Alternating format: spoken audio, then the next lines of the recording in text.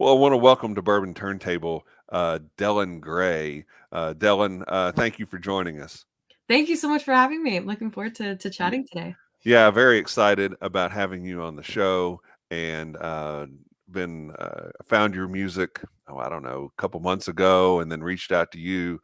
Heard your new single, "Get On Up." Well, that's a that's the feel good hit of the summer, at least at least as far as just the sound of the song. It's got a little dark elements in the lyrics, but it's an encouraging song. But we'll get into that in a little bit Yeah. more detail later.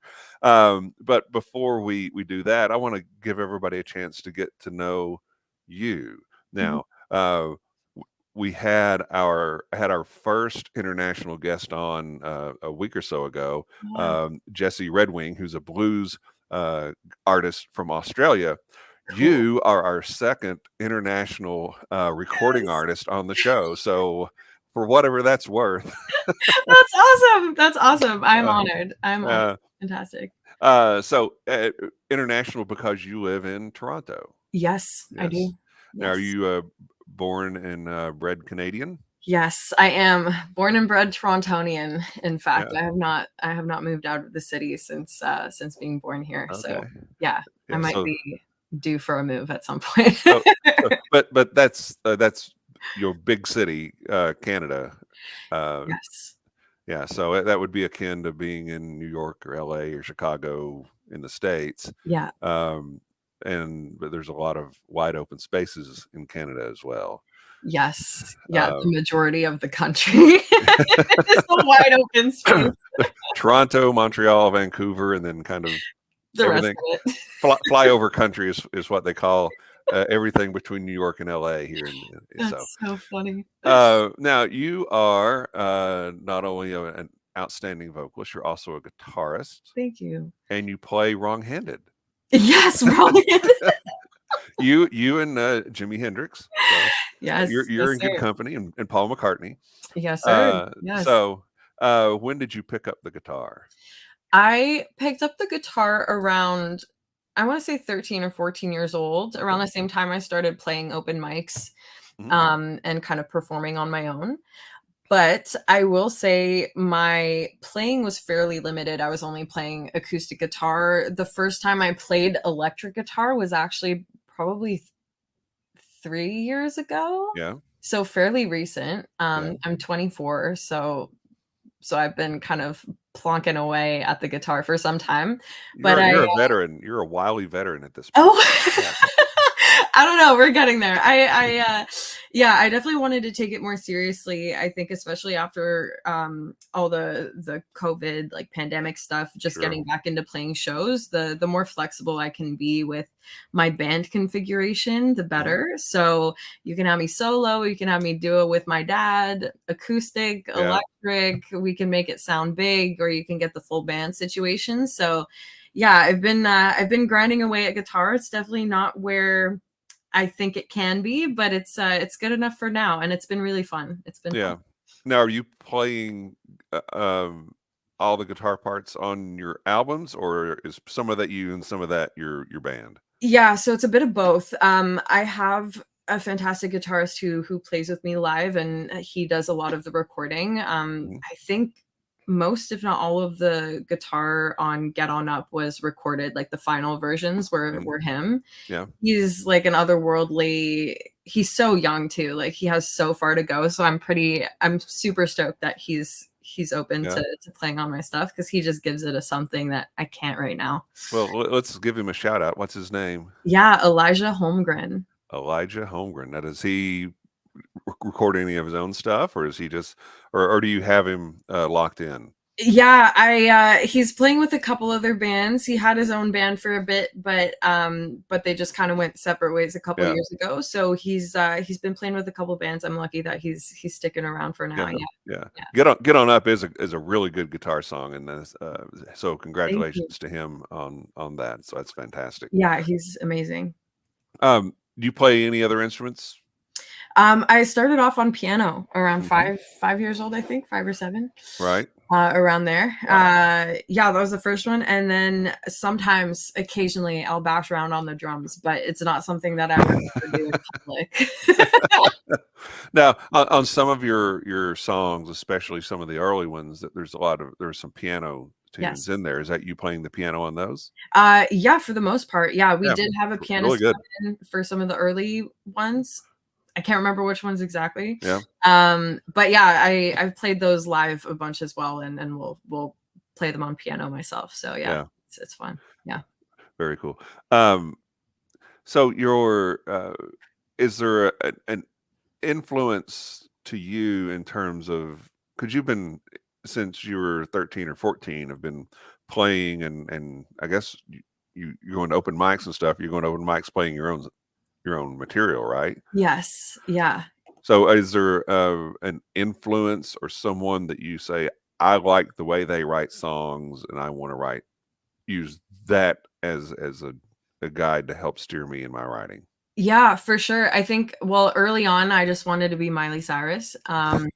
So I was, Don't we all? yeah, no, exactly. I still do. Honestly, Yeah. to this day, I wake up every morning. I'm like, ah, damn, I'm not her. Okay. Um, but yeah, she was an influence for my earlier stuff. I was very much a pop princess when I was 13 to 15, and then Right. um really got into like Nirvana and the Beatles and Okay. Red Hot Chili Peppers, Amy Winehouse. Hmm. I still remember the first time my mom put Back to Black on, like the full Yeah. album. And that was just wild. Like that was definitely a pivotal moment for me, just in terms of, yeah, opening up my listening range, if you will, because it was very much top 40 for a long time. Yeah. So yeah, I mean, right now I'm really loving like Gary Clark Jr. and Chris Stapleton, a lot of the Hmm. more kind of bluesier blues rock guys. I mean, Chris Stapleton Sure. is country, I guess, but I like to think of it No, as blues rock. he's one of the few that, every now and then there'll be somebody that'll come along and they just kind of transcend any genre. So whatever he wants to do, Is it? he could do it. Yeah. Yeah, Yeah. 100%. Yeah, Yeah. he's awesome. And I think a lot of these artists too, like not only do I admire their music, but I also just admire them as Hmm. people, like very stripped down. I was watching a Gary Clark Jr. interview the other day, and he's just a dude. Yeah. Like he's just a guy. There's no performative anything. And it's not to say that that's not a good thing. Like I have the Yeah. utmost respect for like the Britney Spearses and the Dua Lipas and the dancers and all this, but that's just not who I am. So I Right. tend to gravitate toward the people who can just kind of stand up there with a guitar and leave a crowd in awe. Hmm. Like that's what I'm kind of aspiring to do. Yeah. I mean, when I'm getting to know a musician or a new musician to me, Mhm, um, you can't help but you'll hear bits and pieces of things that, okay, mhm. that sounds a little like from here and that sounds a little from there, and so I just kind of start making notes, and Mhm. Amy Winehouse is one that Oh, I'd written awesome. down for you. Awesome. Nick Nikki Lane, I don't know if you remember Oh, wow. Nikki. Yeah, yeah, yeah. Yeah. That's really cool. Yeah, the Denim and Diamonds album was just spot on. Crazy. I haven't gotten Nikki Lane. Yeah, that's cool. Yeah. Uh, do you like Queens of the Stone Age? I Yeah, don't. Okay. Josh Homme of Queens of the Stone Age produced the Denim and Diamonds album by Nikki Lane. I didn't So know that. if you've got some time just kicking around this week, Yeah, put that on. I think there's some similarities there. Um, very not, cool. and there's an artist from the Nashville area who lives in Nashville now anyway, and Mhm, she was on the show a few months ago, and her name is Leilani Kilgore. mhm. I don't know if you've heard of her, I don't think but so. the two of you have very similar vocal styles. Huh. So Could you uh, share her stuff with me afterwards? yeah, absolutely, Awesome, thank you. absolutely. That's Uh, awesome. she's incredibly talented too. So Oh, uh, amazing. that's a high compliment to you. So Thank you. and, and and to her, even though she doesn't know it yet. Oh, Um, thanks. uh, so Are those the same kind of influences in terms of your vocal uh, style that you try to evoke? Yeah, for sure. I think actually more recently, I mean, it's hard with social media and stuff. There's always pressure to sound a certain way or try new things. And, Mhm. a lot of videos are popping up of these girls doing crazy vocal trills. And that's just not really my style. So someone like Chris Stapleton who gets up there and just rips, Mhm. just rips, period, is crazy. Gary Clark as well. There's an artist called Rain Wolf who just does the same thing. Mhm. I mean, Kurt Cobain did Mhm. that. Like it just, yeah, I want to kind of get out of my head a bit when it comes to vocals, and I hope that that's kind of being translated in my music. Like it's my voice is my voice, and that's what I Yeah. want it to sound like. Yeah. Now, did you do vocal training growing up, or you do that now? Yeah, so I was in a choir for 7 years, Mhm. and Like a that school was choir or a church choir or yeah, kind of a church choir. It Yep. wasn't actually linked uh to a church in particular, but Mhm. we performed in churches Yeah, and kind of like sure. toured Toronto.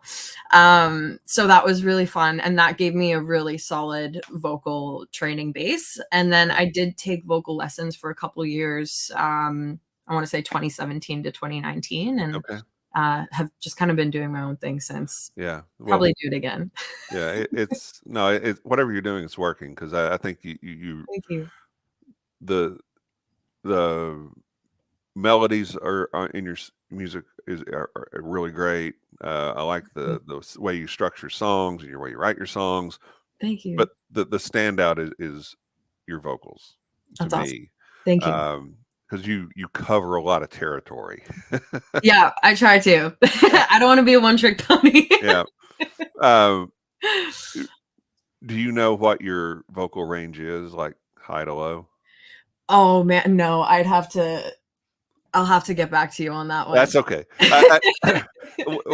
When I have uh, musicians on that I really admire what they're doing, I'll ask that question, and nobody ever knows. Yeah, it is one of those things I knew when I was in vocal training, and Yeah, yeah, I haven't checked it for a long time, so yeah, I'll have to yeah, get back to you. Yeah. yeah.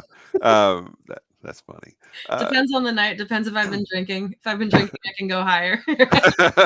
Nothing matters, I have no limits. Yeah, I have one guy that I know. He says it's just because he does this great growl scream thing, Oh, that's cool. and it's not just screaming for the sake of screaming like some thrash metal or anything. It just Yeah, kind of yeah. fits in the song. Like, Wow. okay, how do you do that? Because I mean, because you're doing that, 2 or 3 times during a show, and maybe 4 shows a week. And he goes, cigarettes and alcohol. Okay. Well, whatever the training regimen is, stick to it because it's working. That's crazy. That's Yeah. crazy. Um, so you said you started out playing acoustic and Yes. then didn't start playing electric until just a few years ago. Yeah, yeah. I played my first show with electric guitar last February. Oh wow. So it's been yeah, it's been just over a year playing live at least electric. Yeah. Did your fans revolt like Bob Dylan's did when he went electric? No. Okay. I'm sorry. That reference may be that's several decades before your time. That may just be completely lost on you. But Oh, that's crazy. sorry. I didn't know Uh, that. yeah, he grew up being a folk singer, and then he started playing. In the early '60s and the mid '60s, he started playing electric, and his fans got Oh, very upset. So, man. but Yeah, that happened a little not. bit. There were a couple family members that were like, "This is nice." What about the other stuff? Okay. Well, um, and you'd mentioned your dad Yeah. in passing while we were talking. Yeah. Uh, I know that there's a big influence there because you and he do what you call dad jams. Yes. So tell everybody about dad jams. Yeah, dad jams, started about I don't even know, like 6 months ago, half a year now, we've been doing them. The two of us, I'll backtrack a bit. It's always been my kind of dream to be able to just jam out in the Hmm. studio with a group of guys, and I was never really encouraged to pick up an instrument while performing for the first couple years that I was performing. And when I kind of started breaking out of that, my dad was like, he's my biggest cheerleader. And he's like, I'll play in your band, and whatever we need to do to make this happen, I'll make it happen. And like, okay, cool. Well, I want to get Hmm. better at guitar. You want to get better at drums. You've joined the band officially. How about we try this two-piece thing out? Like, maybe we can start playing shows as a two-piece kind of electric setup, and let's see how Yeah. it goes. And it's been really fun. It's funny. I was watching a couple of them the other day, which is kind of obnoxious. But it's been cool to see just the progress in my playing and his playing even over the past few months. So it's cool that we have it documented. It's also Yeah. one of these things where I'm like, oh God, we have it documented. No, it's very cool. It really Thanks. is, and I know that that probably makes him incredibly proud and happy.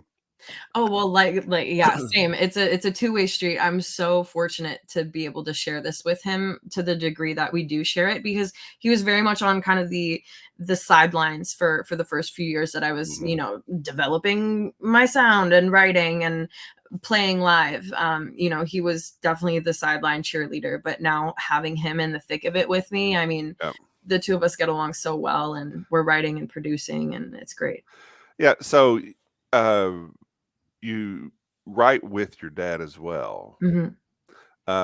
How does that work? Is somebody working on lyrics, somebody working on, kind of the musical accompaniment, or is it just kind of everybody's all in together? Yeah, it's a free for all. It's a, "Hey, dad, I've been working on this. Do you wanna kinda have at it?" And we'll just hash it out in the studio. And I mean, "Get On Up" is a perfect example. I started that song with a friend of mine, and we played it live a few times.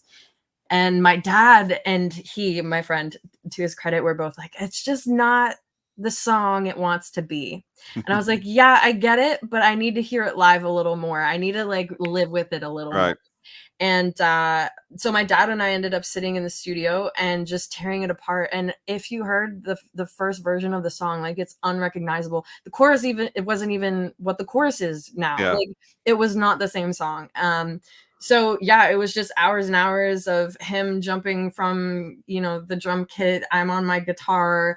He's at the computer pulling up reference songs. We're writing stuff down. He's singing stuff into my phone. Like, it's a whole thing. So every song is different. We had a recent one he pulled up from when he was 17, I think, in a rock band of his own. And he's like, "We never did anything with this song. Do you wanna do something with it?" Yeah. Hell yeah, this rocks. Oh, So that's awesome. that one will be coming out soon. So yeah, all that to say, it's like song by song.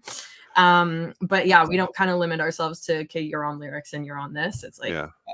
what do you think of Yeah.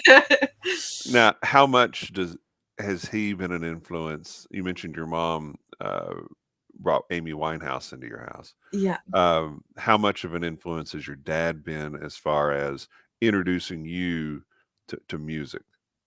huge. He's been such a huge influence. I think even just introducing me to his own music. I came across kind of a family videotape the other day, and it was of us in a hotel room, and my mom was taking this video, and I was sitting on the bed with my dad, and he's just playing his acoustic guitar, and I was completely, like, entranced by what he was doing. And it was really cool to see, because I feel like those moments when I was growing up were kind of what brought me here now. Like, Yeah. that's why I feel like I have to do music. I feel like I'm hardwired to do music, because he was it for me. Like, he was my teacher at that time, Yeah. and all I knew was music. So I mean, he had this little, oh my gosh, I'm looking for it on my desk because he still has it. It's so funny. It's like this MP3 player. like USB one you like used to Yeah. stick into the computer, and it had like Led Zeppelin and the Beatles and like I think Meatloaf was on there too, just some like really cool stuff. Yeah. He's a U2 guy as well. Yeah. And so yeah, it was like car trips, listening to the MP3 player, him throwing new songs at my sister and I, and yeah, he's just been probably the biggest influence musically in my Yeah. life. Yeah. Yeah. That's wonderful. Yeah, he's awesome. I love that. I love that. So what is your do you have a favorite of the dad jams? Either no, Ooh, let me say it this way, two questions. yeah. Is there one that you think we nailed this one? This is really, really good. Mhm. And is there one that you're like, but this one was really the most fun or the most memorable? Yeah, so the thing is, when I listen back to most of them, I'm like, "Ah, shoot, I should have gotten a different guitar tone, or I could have played this better if I waited one more week." But I will say my top dad jams right now, I love our rendition of Black and Red by Rain Wolf. It was, I think, the second one we posted. Yeah. And Rain Wolf actually interacted with it a little bit on social media, and I was like, "Oh my gosh, this is the coolest thing that's ever happened to me." Um, but I think my favorite one right now is White Horse by Chris Stapleton. Yeah. And not even because I thought we did a good job, but like singing that song is cathartic. Like it does something to me, and it was really fun to do. So I Yeah. think that would be my top. My top is Yeah. White Horse. I've not heard the Black and Red one. I have heard the White Horse one, and then yeah, it's very good. You do a Thank really you. good job with it. Thank you. So you said your dad's in the band now, so does he play drums for you? Yes, he does. Very Yeah, cool. and backup vocals. Honestly, I should figure out his range because it's about 2 octaves higher than mine could ever go. It's wild. We cover Heartbreaker by Pat Benatar Yeah. sometimes, and he goes off on those high notes. It's insane. It's absolutely insane. He's higher than the lead vocal, which is already high. Yeah. Like, I'm Wow. shaking. So yeah, he's a Superman, honestly. That's fantastic. I love that. I love that. Um, so in terms of where you record, Mhm. do you use studio, use a home studio, a little bit of both? How do you work that? Yeah, I started off in, like, bigger studios across the city, but I'll be honest, like, right now, since the pandemic, we've been using our garage studio. Hmm. My dad built it. And, we've been using it since everything got locked down, and honestly, it's been kind of the best experiences that I've had writing and recording have been in this studio, and it's just Hmm. so homey and comfortable, and there's no pressure of we only have 4 hours to do this or we have to pay an extra $5,000. All right. So that's nice. Yeah. But yeah, most of everything that's coming out now is from the garage. Oh, Yeah. cool. Very Yeah. cool. This is an interesting dynamic, and I don't want to beat it to death, but when I've had groups on the show where there's kind of a husband and wife team Mhm. in the band, that's a different dynamic as well. And okay, how do you kind of separate okay the stuff going on at home versus the Mhm. stuff that's going on in the studio or on the road or whatever? Yeah. How does that work with you and your dad? I mean, if he's like, "Hey, Dylan, this vocal, you're not quite hitting that, or Mhm. your phrasing should be different." Um, how can you make that differentiation between dad as a part of my band and my songwriting partner, and Mhm. dad, will you get off my case? Yeah. 100%. Yeah, I think there's such a mutual respect between the two of us from a musical standpoint because we've been doing this for so long Mhm. together in different ways. Yeah. It's a lot easier to kind of compartmentalize that and be like, Mhm. okay, when we're on stage, we're the pros, and as soon as we're off, it's back to Right. daddy daughter things, right? But yeah, I think we're both really good at just kind of navigating any kind of conflict that arises within the band. Like, it's definitely tough. It's a weird thing to, like, have Mhm. your parent be part of the band and everyone else is so young, and you're worried that there's gonna be a, like, parental dynamic, but my dad Right. is so cool, and that goes for my mom too. Like, my parents are just so cool, and I consider them to be my best friends. Yeah. And I think that that definitely helps with kind of maintaining a healthy rapport and a healthy relationship Yeah. throughout everything. Like, he just wants me to succeed. He Yeah. just wants me to succeed, and he's always been pushing me to be the best I can. So I don't take anything he says too seriously. I respect it, and I'll do what I can to kind of change things if needed. But it's all coming from a place of love. Yeah. Yeah. No, that's terrific. That's terrific. Yeah. Let's I want to make sure everybody knows where they can find you and your music. So you're on Instagram a couple of places. Yes. Yes, I am. Delyn Grey is my main account, and then I have one for my record label as well, Delinquent Records. Yeah. Yeah. And on Facebook and all streaming services and YouTube as well. And then your Yes. website, DelynGrey.com, DelynGrey, Yes. DelynGrey.com. So tell us about your label, Delinquent Records. Yeah, I mean, we were talking about influences just before this, and Joan Jett is also a really big influence, and she actually started her own label when the labels said no to Yeah. her. And I mean, she's Joan Jett now. Right. So that's kind of been what's been going on. And no industry is interested until everyone's interested type thing. And I'm getting to the everyone is interested Excellent. phase. I still have yet to reach that, so I have to do as much as I can on my own. And though I'm not really pushing myself as a label, it's great to have that business infrastructure just kind of, or that foundation kind of set. So I'm running Yeah. my expenses through a legitimate business, Right. and just kind of building that out. I'm studying business in university, and it's been fun to kind of apply that to a separate Okay. project as well. But yeah, for the time being, it's just kind of Yeah. a side thing to see what we can do, what No, I can make out of it. But yeah, uh, independent representation. no, that's very cool. That's very cool. So you're going to school while you're doing your music as well. So Yes, and working. Yeah, doing the full broke musician thing. oh wow.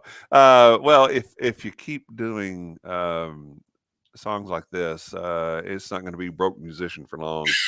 Um, and because Thank you. the video for this, I believe, is at well over 100,000 streams now. Is that right? Yeah, it is. It is. Just That's wild.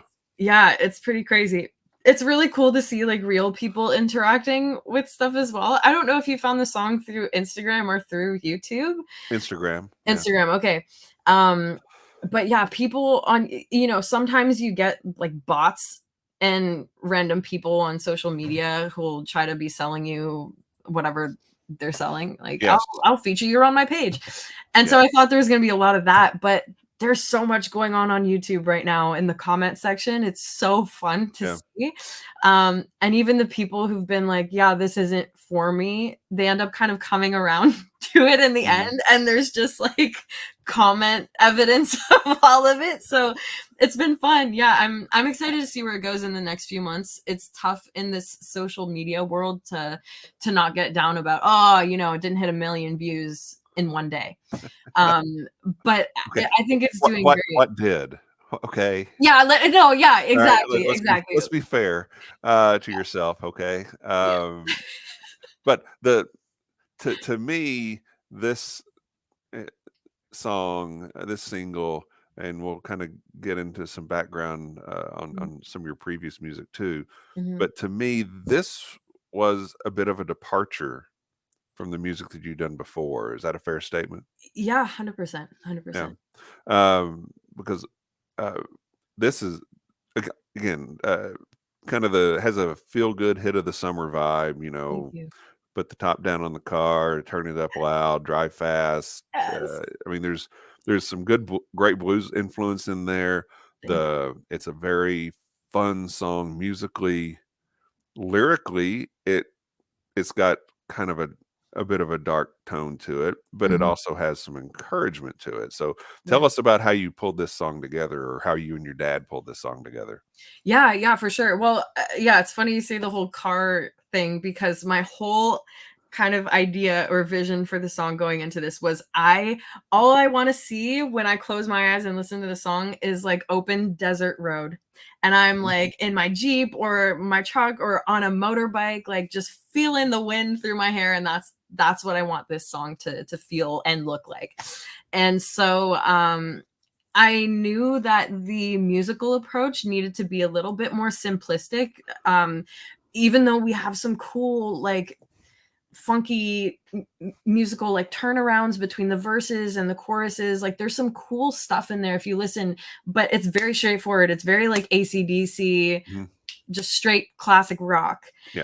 And so to kind of offset that, I wanted there to be a little bit more to the lyrics for anyone who like really wanted to listen to the song. Right. And so yeah, just kind of played around with a bunch of stuff in the studio with my dad, and we came up with what we did. And we were playing Bullet the Blue Sky by U2 and Missionary Man by the Eurythmics, Yeah.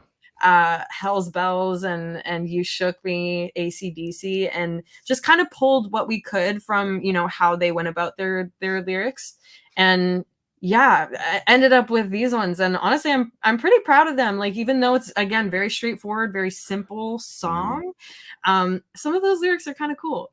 Yeah. No, I think they are. I think Thank it's a you. very good song lyrically, and it's kind of a to kind of complete the thought I was trying to make earlier. Mhm, There's, you're being beaten down by things, but mhm. then the chorus is encouraging, get on up. Yeah, Yeah, you're going to face these tough times, the tough situations, bad breaks, but you yeah, can't I think you're one of the lyrics talks about having your face to the floor, but you yeah. get on up, right? Yeah.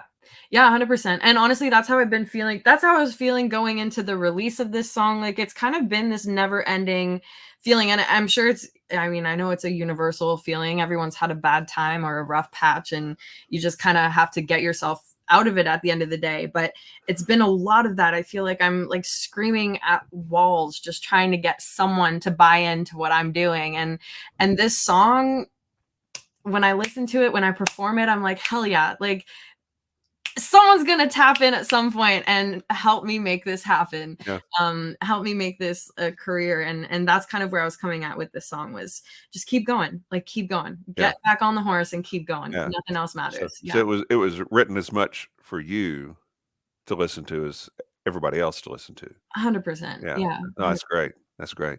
Um, Now, if we go back into some of your previous music, yes. series of singles back in 2020, Mhm, Battle and Listen to the Thunder. mhm. Okay, I want to ask you a question about Listen to the Thunder. Yeah. Are you familiar with a band called Chevelle? No, I don't think so. Okay, that there's just something about that song that made me think of Chevelle. Yeah. Kind of a uh, hard rock band, probably from the early 2000s or so. Cool. I'll send you a link to some of their Please, stuff. yeah, please I do, please do. I will. I'm sorry. I will wear out my welcome sending you music. So, No, send me uh, everything, please. I know, I'd love to listen, I'd love to listen. but I love the tone of that song. I love Mm, the guitar element of that song. mm. Kind of talk about what that song meant to you then, and does it mean anything to differently to you now? Yeah, yeah, Listen to the Thunder is a weird one because it was one of these songs that I actually wrote the song while I was writing another one, and I was taking a lunch break because I was in the middle of writing this other one, which is Saying No. It's also released on Mhm. Spotify and all the streaming stuff. So I was writing Saying No Two very different songs, by the way. very different. Yeah, Yeah, but I like it that way. Like, yeah. whatever comes in here will come out, and we'll see how it goes. Mhm, But yeah, so I was writing Saying No and was just stuck with it, mhm, and I needed to go have lunch. So I'm in my kitchen, and I was like, and this is gonna sound like I totally ripped it off, but I had been listening to Imagine Dragons Thunder a Yeah. lot, and I was like, damn, I want a song like that. Like that makes me feel something. I need to have a song that makes me feel something. And I just started literally just like bashing my hands on my counter, just like trying to figure out a beat. And Mhm. um I ended up coming up with literally the whole song. I didn't have any guitar parts or anything, but I had the verse, chorus, and this beat. Like I just wanted it to Yep. feel a little heavy. And I ended up bringing it into the studio to work on it with a producer I was working with at the time, and we got it to where it is now. But it was fun because I wasn't trying to write it. Like that day Right. I had a different project on my mind, and this one ended up coming out. So I can't say that it, like really meant anything to me in terms of like there wasn't really anything that I was trying to say with it, Mhm. but I wanted to have like kind of obscure lyrics in there. I mean, yeah, I'm trying to think of some of them like beauty in the aching, ain't trying to be saved, I let my dark side shine. Like I was 17, super Right. moody. I was like, I'm gonna sound so cool. But I think it turned out to be a cool No, song. I think it worked. I think it worked really well. Thank you. And but a lot of your early music was a little more on the somber side. Is that a Yes. fair statement? Yes, yeah, absolutely, Okay. absolutely. Now, how does writing somber songs like that, very introspective songs, Mhm. how well does that work, writing that with your dad? Um, I think it kinda comes back to that separation of the relationships. Mhm. Like, the studio is a really special place for the 2 of us, specifically because my dad is so good at just separating the daughter relationship from songwriting relationship. So if I come into Right. him with a song like Battle, for example, which is pretty dark. Like, Yeah. I was 17 when I wrote that. That's not an uplifting, fun thing you necessarily wanna hear from your daughter at Right. 17. Um, but he wasn't as involved with that one, that was mostly me, but even when I'd play it to him, he was very supportive and, um, yeah, just always pushing me to write the song to be the best it could be and not the best I thought it could be, if that Right. makes sense. Like, always go farther ahead than what you think is the final. Like, Yeah. okay, if you're happy with it, Yeah. what else can you change now? No, no, absolutely. I think there are a lot of people that quit on a song 5 minutes too soon. Yeah, yeah. And, I've got a friend that's a producer and, uh, a a common friend that is a singer-songwriter himself, and, Mhm. we're just talking about it, and it's like, you just keep pushing him because he's wanting to get the record done, get the single done, and just keep pushing him, challenging him to how do you make it better? How do you make it better?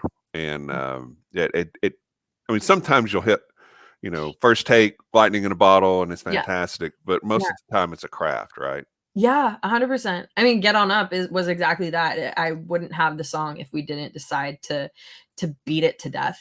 I mean, like, we had different verses, different choruses, we had no chorus at one point. Like, it was weird, but it ended up being what it is now, and I'm really proud of it, and that's only because we took the Yeah, time to do it. yeah, that's very cool. Um, and uh, then 2021, Mhm, again, some kind of somber stuff in there. Ghost Town, Daddy's Love, mhm. very you know, kind of, uh, dark. So were you, was that your kind of your personality at that age? Was that was kinda coming through or Yeah, a little bit, yeah. Yeah, I didn't have the best time in high school. Uh Yeah, yeah. No, I think those years were tough. I'm sure, the rest of my 20s are gonna be a bit of the same kind of just like self-exploration and whatever you wanna call it. But Right. the like early 20s, late teens were a little bumpy in that respect. Just trying to figure out like what I wanted to be and what I wanted my voice to be musically, and um the social media stuff made everything even more complicated than it Mhm. probably should have been. So Yeah, it was tough. Just trying to find my way. And I feel like Yeah, I've kind of just fallen into a more comfortable spot with it. And again, kind of like what comes to mind is what's gonna be released on Spotify. And if it's right. country, if it's blues, if it's rock, if it's pop, like it's gonna be what it's gonna be. It's Yeah, still me. yeah, I like it. Um, then a little bit later, you came Mhm. out with "Good Girls Die," Yes. little, I think, 4-song EP. Is that right? Yes. Yeah, that's Yeah. correct. Okay, so "Good Girls Die" again. That doesn't feel like the feel good hit of the summer. Uh, I know. Oh god. Every time I sing that live, I still don't know how to introduce it mhm. because be like, all right, everyone, this next one's called Good Girls Die. And the crowd goes quiet for a bit. They're like, I'm sorry, what? What did you just say? Yeah, Yeah. yeah. Okay, I was just listening to Heartbreaker by Pat Benatar. What the hell? No. Yeah, yeah, I mean, that one was a really fun song. My friend, who also kind of helped with that, or he did help with Get On Up, he sent me this guitar track and was like, "Do you want to do something to this?" And I picked up my phone, sang the song into my phone, Yeah, and was like, "This is the verse, this is the chorus. Can you just add whatever, like a bridge part or whatever it right. was?" He just had to add a different guitar piece to the song, but the song was done and dusted within 20 minutes. Like that was Wow. my lightning in a bottle song, Yeah. and I think that also is kind of my maybe a transitional song into the more like bluesy Mhm. stuff. I think there may be traces of that throughout since like 2019, but that was a bit more bluesy. It's still rock, but Yeah, I think that as it kind of feels like as your music progressed for the most part, not mhm, entirely, mhm, but there's a general trend towards a bit more of a rock feel, a bit more of a blues feel, mhm, and I think that shows up on the "Good Girls Die" EP. mhm. "Regret Me," I think is a fantastic song, Thank you. and showcases that uh, aforementioned vocal range that you have, and the diversity in your vocals, and the lyrics are very clever too. Thanks. Yeah, Yeah, I really like that one. yeah, Yeah. yeah. Yeah. Um, okay, so in "Disappointment Girl," who are you disappointing? Yeah, so this is interesting because I wrote this one too when I was 17.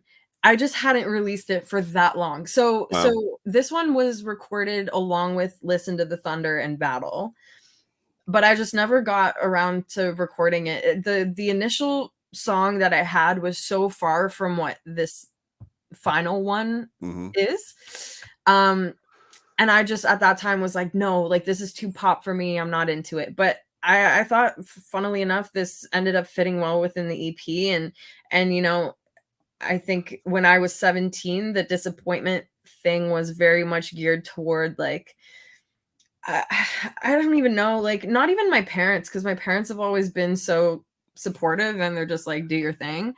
But I've always been a goody two-shoes, like, always, Mhm. and I'm always concerned with, what people think about me and, "Don't say this because maybe they'll take offense," or, just always second guessing myself a little bit, because of how tied up I am in other people's opinions of me. Mhm.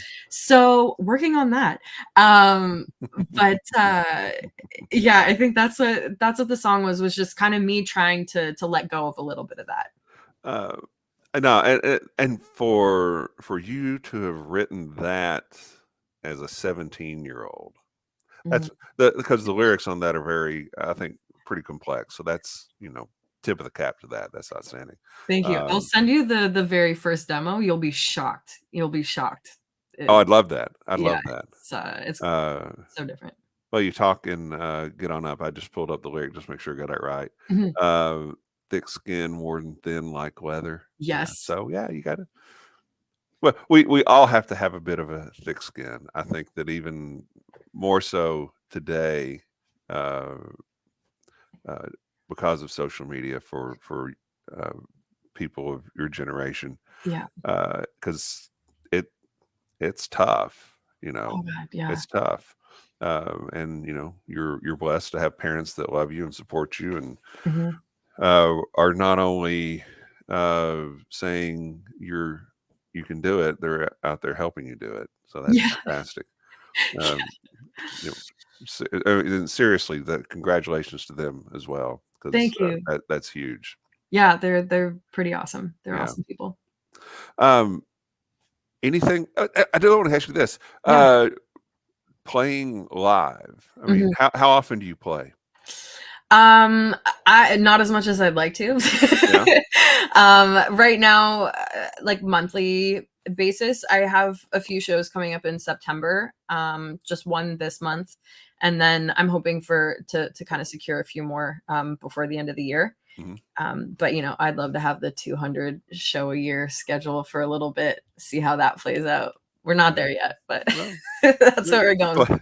you're going to school. You're working. You're making music. Yeah, it'll get there when it needs to get there. Yeah, yeah. Um, um, yeah. And if you ever decide to tour the states, Oh you my know, gosh, yeah, it'll be yeah, my first stop.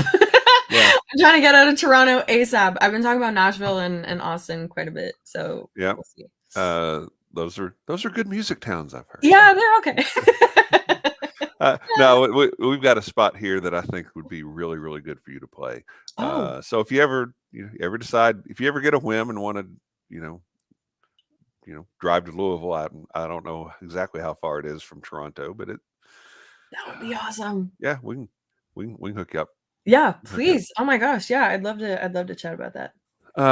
But you know, everybody tune into this song anywhere you can stream it, um, and also on YouTube. Uh, Seriously, fantastic, fantastic, fun song, and Thank you. just start there and start working your way back like I did, and you'll find some outstanding music from Thank a you. very, very talented young lady, Delyn Grey. Thank you so much. So, Delyn, anything else you want to share before we sign off here? No, just lots more music coming. I'm so excited. Yeah, well, we'll look forward to it. And Thank you. as you have news to share with new music, or you know, playing live here, Yes, or yeah. wherever, whatever you got going on, we'll always share it on our social media here as well. Thank you so Uh, much. but everybody can find Delyn on Instagram and Facebook, DelynGray.com. Now, what all do you sell it on your website? What kind of merch do you have there? Oh, I just have a basic t-shirt on there right now. I have to do some serious updating. Uh, I got a new logo and everything, so okay. keep an eye out for that too, I guess. Yep. Yep. That's coming soon. Yep. Get some vinyl on there, and that'll be Yes. cool.